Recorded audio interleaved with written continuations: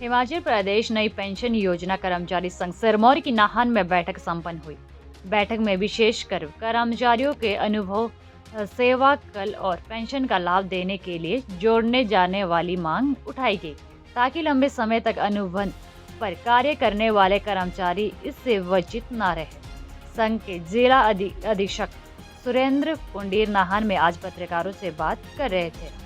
Media से बात करते हुए एनपीएसए के जिला अध्यक्ष सुरेंद्र पुंडीर ने बताया कि हिमाचल प्रदेश सरकार द्वारा कर्मचारियों को पुरानी पेंशन का लाभ दिया जा रहा है, परंतु कुछ कर्मचारी ऐसे हैं जो पहले अनुबंध कर जिसके चलते उनका स्थायी सेवा काल कम होने के कारण उन्हें पेंशन से वंचित रखा जा रहा है,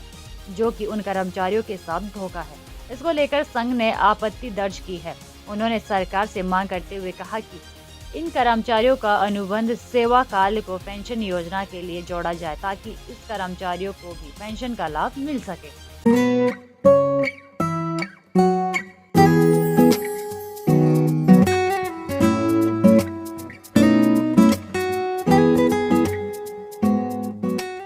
2022 में आप सभी के सहयोग से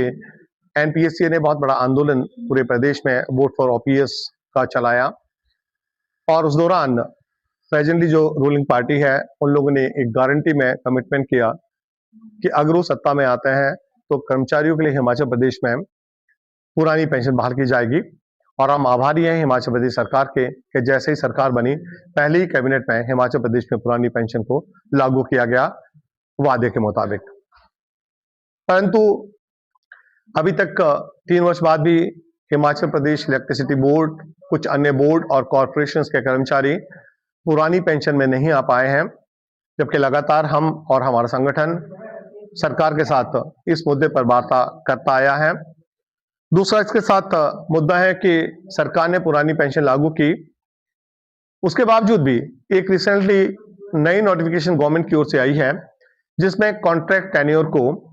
कॉन्ट्रैक्ट का जो सेवा काल है उसे पुरानी पेंशन के लिए काउंट नहीं किया जा रहा है, जबकि इस संदर्भ में माननीय उच्च न्यायालय और सर्वोच्च न्यायालय के आदेश भी आ चुके हैं। तो मैं सरकार से गुजारिश करना चाहता हूं कि कॉन्ट्रैक्ट के टेन्योर को, पूरे के पूरे टेन्योर को पुरानी पेंशन बहाली के लिए लागू किया जाए, अन्यथा ये हो जाएगा कि एक हाथ से दिया और दूसरे हाथ से लिया। तो अगर सरकार की इस प्रकार की नोटिफिकेशन जैसे डिपार्टमेंट से आ रही है कि कॉन्ट्रैक्ट टेन्योर को काउंट नहीं किया जाएगा, तो खासतौर से उन कर्मचारियों के ऊपर इसका बुरा प्रभाव पड़ने वाला है जो पहले ही बहुत कम सैलरी में काम करते हैं,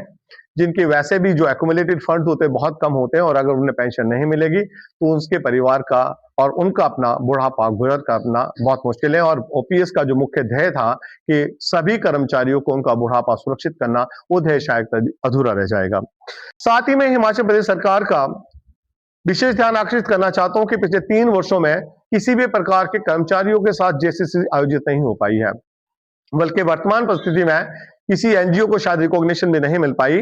तो माननीय मुख्यमंत्री महोदय से निवेदन करना चाहेंगे कि कर्मचारियों से संबंधित जितने भी मुद्दे हैं उन मुद्दों पे चर्चा करने के लिए बहुत जल्द जेसीसी